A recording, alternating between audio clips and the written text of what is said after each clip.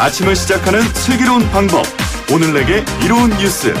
노영희의 출발 새 아침 슬기로운 인터뷰. 어제 문재인 대통령은 조국 법무부 장관의 임명을 강행했습니다. 그리고 대국민 메시지를 통해서 의혹만으로 임명하지 않는다면 나쁜 선례가 될 것이다. 조 장관에게 권력기관 개혁의 마무리를 맡기고자 한다. 이런 뜻을 밝히기도 했죠. 자유한국당에서는 대한민국 역사상 헌정사상 가장 불행한 사태로 기록될 것이다. 이렇게 말하면서 강력한 투쟁을 예고하고 있습니다. 조국 신임 법무부 장관의 임명, 야당에서는 혹은 여당에서는 어떻게 바라보고 있을까요? 우선 먼저 여당의 더불어민주당 박주미 최고위원 전화 연결해봅니다. 의원님 안녕하세요. 예, 안녕하십니까.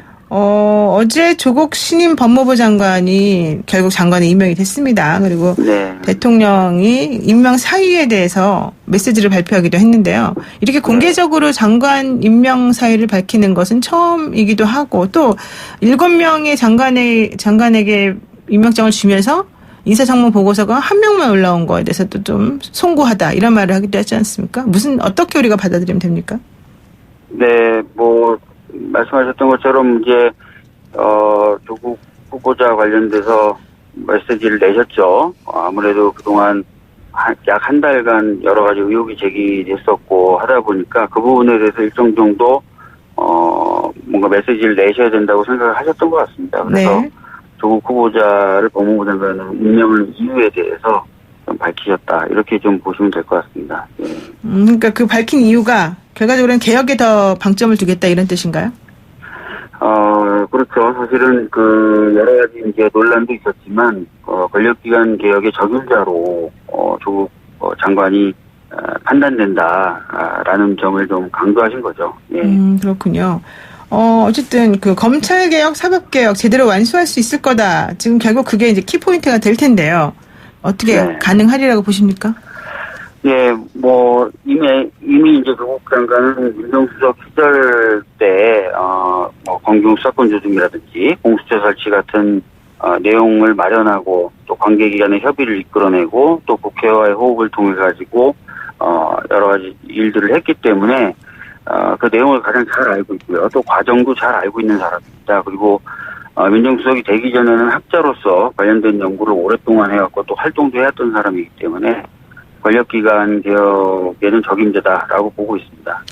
그런데 사실 개혁이라고 하는 거는 법을 통해서 이루어지는 것이고 그 법이라고 하는 거는 국회의원들이 하는 건데 장관이 특별히 어떤 일을 할 수 있을지 여기 대해서 의문을 제기하는 사람들도 많이 있어요. 예컨대 지금 국회 선진화법이 이미 올라가 있는 상황이지 않습니까? 그렇다면 장관이라고 특히 조국 장관이어야만 반드시 그걸 해결할 수 있다. 이거는 무슨 말이냐 도대체 이상하다 이런 얘기하는 분들도 있거든요. 일단 이제 입법 과정에서도 정부의 역할이 대단히 중요합니다. 법안 심의할 때 보면은 많은 분들이 눈여겨 안 보실지 모르겠지만 항상 행정부에 장관이나 차관이 나와 있습니다. 관련 장관이나 차관이. 그래서 네. 장관과 차관이 적극적으로 의견을 개진하면서 반대하는 의원들을 설득하는 역할을 주로 맡게 되거든요.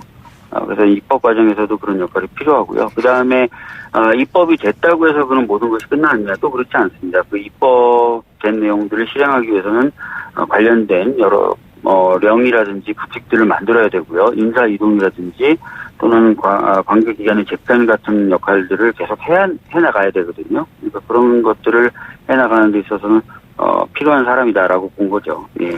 그런데 이제 장관이 이렇게 여러 가지를 어려운 가운데 임명이 되고 나면 사실 본인도 힘들겠지만은 조직 장악력이라고 하는 게 좀 문제가 될 수 있는 거고 또 하나는 야당의 반발이 엄청나거든요. 그래서 이렇게 야당도 반발이 세고 특히 장관 해임 건의안과 국정조사까지 나오는 이 상황에서 잘 될지 사실은 그것도 걱정이고 이런 야당의 반응이 너무 심한 거 아니냐 이런 얘기하는 사람들도 있고 그래서 좀 전체적으로 조금 어떻게 방향이 가는 건지 의심스럽다 이렇게 생각해 볼 수도 있을 것 같아요. 예, 지금 사실 이제 조국 장관을 임명하면서 개혁의 적임자다라는 부분도 있었지만 또 하나는 최근에 제기되고 있는 여러 의혹들 중에 본인이 직접 관련된 것이 없어 보인다 현재까지. 그리고 제기되고 있는 의혹들을 직접적으로 입증할 만한 자료나 이런 것들도 부족해 보인다라는 판단도 있었던 것이거든요. 네.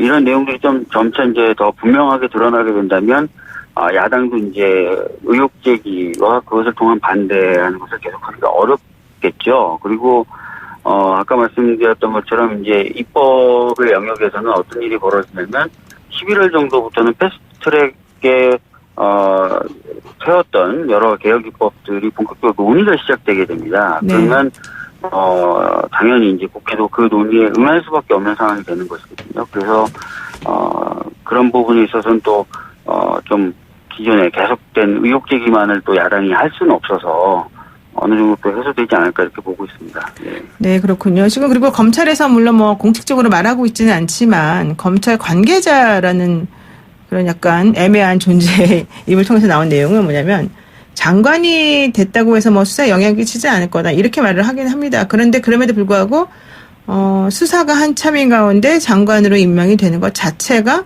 검찰의 수사 방향에 가이드라인을 제시한 거다. 이런 아쉬움을 표하는 분들도 있고요.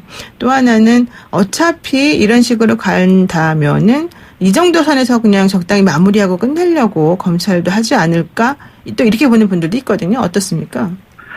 지금 이제 다 아시겠지만 조국 후보자에 대한 압수수색이 전면적으로 이루어지는 과정에서 윤석열 총장이 청와대조차도 보고하지 않았다. 이렇게 알려져 있지 않습니까? 네. 제가 아는 한도 그게 사실입니다. 그렇다는 것은 소위 말하는 살아있는 권력에 대해서 총장이 두려워한다거나 좀 살아있는 권력에 대한 수사기 때문에 주저한다거나 이렇지 않다는 것이죠. 네. 그래서 뭐 조국 장관이 이제 있다 하더라도 제가 봤을 때 이런 기조와 흐름은 바뀌지 않을 겁니다. 그러니까 수사는 수사대로 진행이 될 겁니다.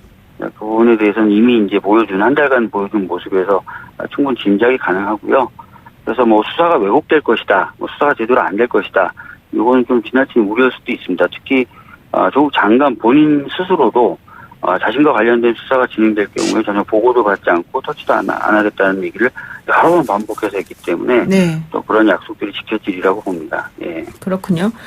그리고 이제 이런 상황 속에서 검찰 역시 자기 할 일을 하고 있는 것 같은데요. 조 장관의 가족펀드를 운영하는 사모펀드 관련 업체 대표 2명에 대해서 영장을 청구했습니다. 이게 영장이 발부된다면 더더욱 조국 장관에게는 타격으로 작용하지 않을까 생각이 드는데요. 이 전망은 어떨까요? 지금까지 뭐 조국 장관 스스로 해명을 했을 때나 제가 청문위원으로서 관련된 자료를 봤을 때 여러 가지 의혹들이 조국 후보자 본인하고 관련되지는 않았다라는 판단이 드는 거죠. 그렇기 때문에 뭐 관련자들이 소환된다든지 또는 압수된다든지, 구속 영장이 청구된다든지 하는 것만으로 뭐 조국 후보자 본인에게 직접적 영향이 있기는 좀 어렵다고 봅니다. 예. 근데 예전에 김태정 법무부 장관, 김대중 정부 시절에 김태정 법무부 장관 같은 경우에도 장관이 되고 났는데 그 부인인 김모 씨가 온로비를 받았다. 이래가지고 사실은 자리에서 물러난 적이 있거든요. 본인은 안 받았다 하더라도 주변 사람들이 그렇게 연관되고 문제가 있다 그러면은 그것만으로도 사퇴할 수 있는 혹은 해임할 수 있는 건이다. 이렇게 아마 대통령이 당시 생각했던 것 같은데 이번 건하고는 전혀 상관이 없을까요?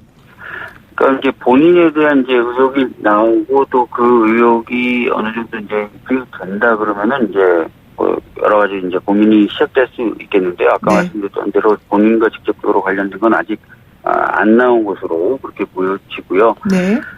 그리고 이제 기존에 이제 법무부 장관은 사실은 검찰을 장악하는데 주 안점이 있었던 장관들이죠. 네네. 그러다 보니까 이제 검찰의 수사를 받게 되면은 그 검찰을 장악한다는 주 목적을 달성해서 얻게 되는 것입니다. 네. 그런데 지금의 법무부 장관은 애초부터 검찰을 장악한다라는 그 목적으로 사고됐었던 자리가 아니거든요. 네. 그렇기 때문에 전의 사례와 지금 사례가 똑같다라고 보기는 좀 어렵습니다. 그렇군요. 그렇다면은 그 조국 장관의 부인이 사모펀드가 투자한 회사로부터 매달 고문료 200만 원씩을 7개월 동안 받았다. 이런 의혹에 대해서 어떻게 보세요? 그 부분에 대해서 이제 본인이 해명한 바로는 뭐 세금이라든지 관련된 모든 그 조치를 다 했고 학교에도 다 보고를 했고 했다는 거예요. 그만큼 이제 드러내놓고 그런 어떤 고문료를 받았다는 것 자체가 어떤 범죄 의도라든지 범죄 목적이 있었다고 보기가 어려운 것 아니냐라고 해명하는데 이런 점은 현재까지 좀 타당하다고 보여지고요. 그 부분도 지금 관련돼서 이제 수사가 진행되니까 수사 진행에 따라서 좀 더 분명한 사실관계가 드러나지 않을까 싶습니다. 그러니까 회사 그 학교에서 이미 겸직 허가도 받았고 세무 네. 신고도 다 했다. 그러니까 절차적으로 네. 한 거다. 이런 얘기를 하시는 것 같아요. 자, 네. 그러면은 그 조 장관 취임 이후에 지금 자유한국당 주광덕 의원이 조 장관 자녀의 서울대 인턴 활동 증명서가 부정 발급된 것 같다. 그래서 조 장관 등 3명에 대해서 수사 의뢰서를 서울중앙지검에 제출하겠다 이렇게 밝혔습니다. 이렇게 되면은 정말로 정면으로 이 조국 장관 역시 피의자가 돼버리는 건데요. 이건 어떻게 보세요? 그 부분은 이제 역시 수사가 어떻게 진행되는지 봐야 되는데요. 네. 저희들이 확인한 바로는 저희들이 이제 청문회 준비하는 과정에서 확인한 거니까 한계는 있겠죠. 그때는 이제 주로 이제 조국 장관의 딸에 대한 그 의혹이 집중되다 보니까 딸 부분을 저희들이 이제 확인한 건데, 네. 딸에 대해서는 인턴하는 것을 목격했다는 목격담도 저희들이 확인한 바가 있습니다. 그래서 네. 그런 부분에 있어서는 저희들이 이런 괜찮지 않을까라고 지금 파악은 하고 있는데, 그 부분도 좀 더 어차피 수사가 진행되면서 밝혀지지 않을까 싶습니다. 네, 역시 수사를 통해서 사실관계가 밝혀지면 그때 가서 논의할 수밖에 없겠다 이런 네, 얘기십니다. 예, 오늘 말씀 여기까지 듣겠습니다. 고맙습니다. 예, 감사합니다. 네, 예. 지금까지 더불어민주당 박주민 최고위원과 함께했습니다. 노영의 출발새 아침 잠시 후 2부에서는요. 바른미래당의 이혜훈 의원과 함께 어지러운 정치를 아주 우아하게 풀어보겠습니다.